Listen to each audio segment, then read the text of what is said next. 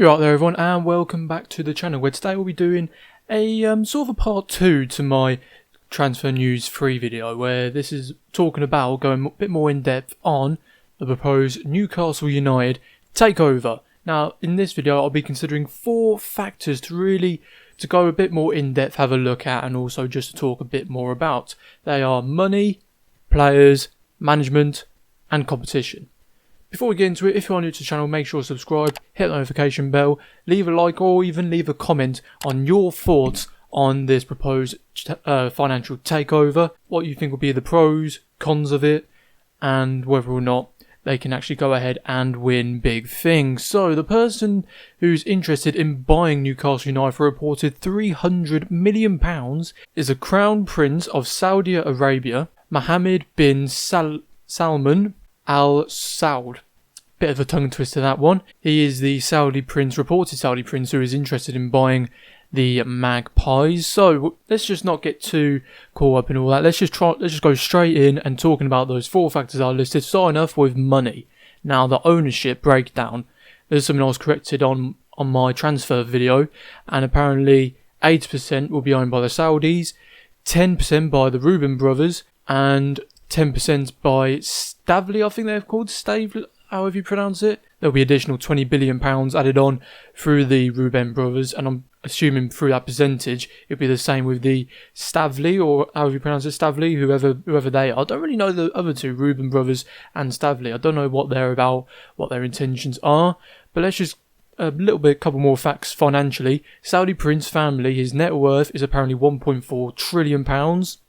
But his net worth alone, I've seen this died around all over the place on different social media sites, football sites, on my comments on my transfer video about his net worth. His net worth alone, the Saudi prince, it's quite like 260, 320, 400 to 600 billion pounds. Whatever it is, let's put it this way, it's a lot of noughts. Also as well is, what is his intentions for the club financially? Is he going sort of a Roman Abramovich sort of look at it, where he'll be providing for it financially to rebuild a club, club's status, and then is he sort of keeping it a steady financial pace just so he doesn't get caught out too much by financial fair play rules?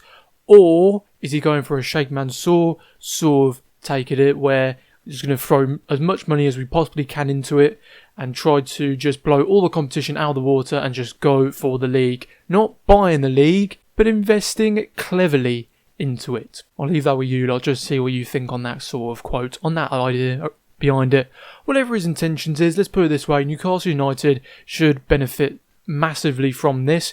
There is actually a link in the description box down below to BBC Sport, who recently just did a post talking about got it just here, Newcastle United takeover, government urged to take a role in proposed deal. That was posted just 5 hours ago, so it's just out today. The government have been urged to take a role in the potential £300 million Saudi-backed takeover of Newcastle United. So like I said, there'll be a link to it down in the description box below to talk a little bit more about that.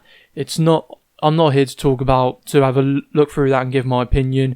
I'm just going to just talk about these 4 factors that I've listed, that I've taken a note of, and just going to give my thoughts on that.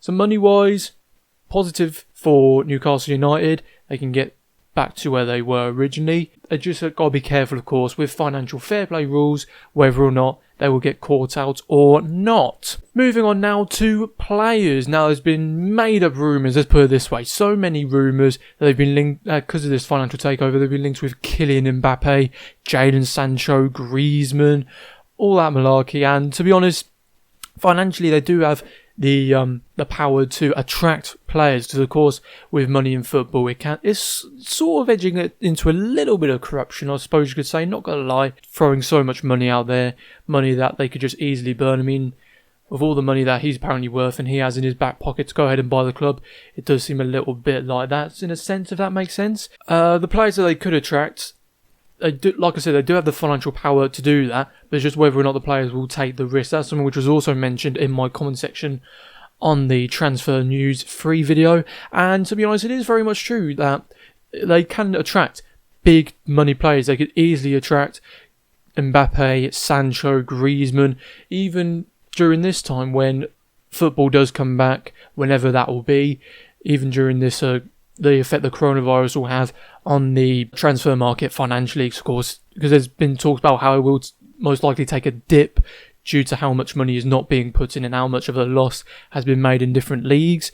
But still, it seems that it does have the financial power. It's going to seem as though he might pump as much money as he can into the club just so they can challenge for title race for different competitions and so on and so forth. We'll get onto that in just a little bit about different competitions. But now for players, I see a number of players staying at the club. Players like Jonjo Shelvey for a start, because of course he's captain. He can be very important for them. Saint Maximan, he would definitely stay at the club. He has been fairly decent for them. Their striker, what's his name? Joe Linton. I could see him leave, but then again, if they do get in another management who knows how to manage and get the absolute best out of him, out of that £40 million transfer fee, I'll get onto that just after this about management, then it could benefit and see that £40 million well worth it. But for now, in like 24 games in the league, he's only scored 3 times. 3. Shah, their centre half, he's been very good. He's getting up there to about 30 odd, so he could be very much a good star player for a captain's position if Jonjo Shelvey gets injured, or in fact he's been told to leave. So there is also that as well. And in terms of players, they can attract big players coming in. The players currently, it will be sort of under scrutiny as to whether or not they will have a future at the club, or if the board would rather just go ahead with all this money and just try and attract big name players to try and just push for the league. Moving on next now to management, and this is something which has been sort of all over the place as to who they are actually linked with. Been linked with Max Allegri, Juventus ex-manager, Maurizio Pochettino, of course he's still unemployed, and Rafa Benitez, who of course is in the Chinese Super League. Let's just have a little quick run through of each of those managers. Max Allegri, competition-wise, he has challenged for league titles. European-wise, he's done very well in it as well. I believe he's got, in his time at Juventus, he's gone to like 2 or 3 Champions League finals, so he does have a lot of experience at top-level management. And if Newcastle United do want to push for the title, they could very much bring in the management of him. Proven manager with his percentage, his win rate, his trophy cabinet. He is proven to be a very good consistent manager and could very much benefit the Magpies massively. Maurizio Pochettino, of course, he has had a long period of time at Spurs where it was very much, it was lacklustre, let's put it that way. They did get to a Champions League final, of course, which seemed like the stuff of dreams for Tottenham, because of course in 2 windows, I hate to do it, but let's just compare it to Manchester City. In Man City, we spend £500 million in 2 windows. And in those same 2 windows, Spurs, of course, paid nothing for players, and they made it further to the Champions League than what we did. And of course, in that season, they indeed knocked us out of the Champions League as well. It's embarrassing. It's a little bit humiliating to admit that, but it is sort of true.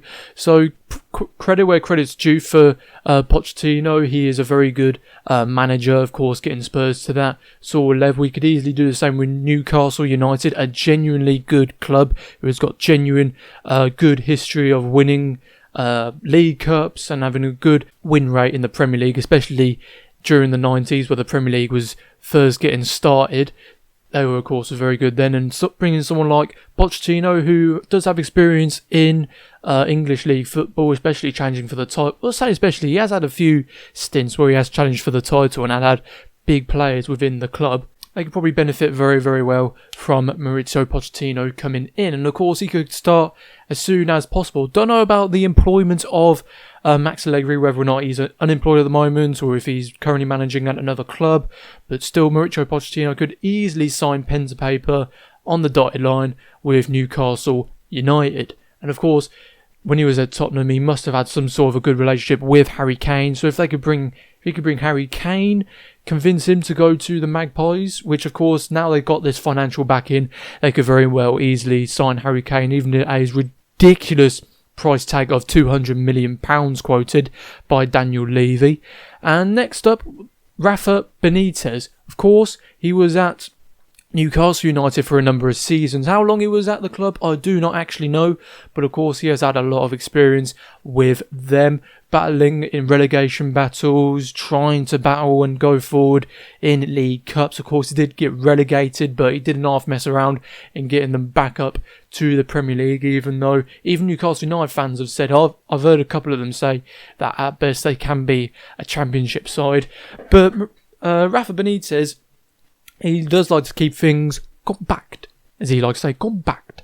He's very good at his consistency there in just keeping the team good, tight at the back, good going forward, sort of good in midfield. He would be really, I'd say he'd be pretty good with the two Longstaff brothers. They would be they would blossom as players underneath Rafa Benitez.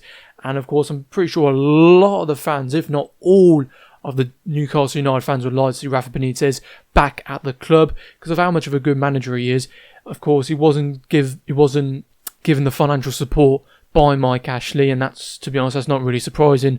I mean, this is the same bloke who wanted to open his stores, because of course he is also the owner of Sports Direct, wanted to open his stores, despite the fact Boris said that non-essential shops need to be shut. He still tweeted out and saying, but is it alright if we can open our shops tomorrow morning? No, it's not, because you've just been told, of course, that there is a lockdown and non-essentials will have to be shut. To have this new owner coming in, how much he knows about football, don't actually know.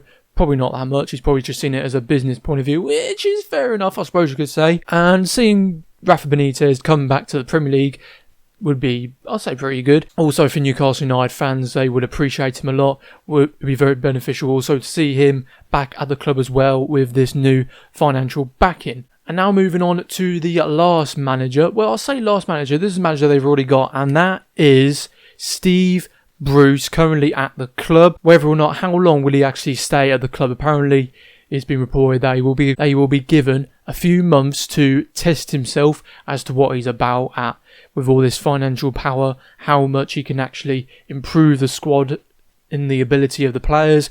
But also, because of course he's only had one season at the club, you can't really fire a manager rather. That early is just ridiculous. Of course, it did happen.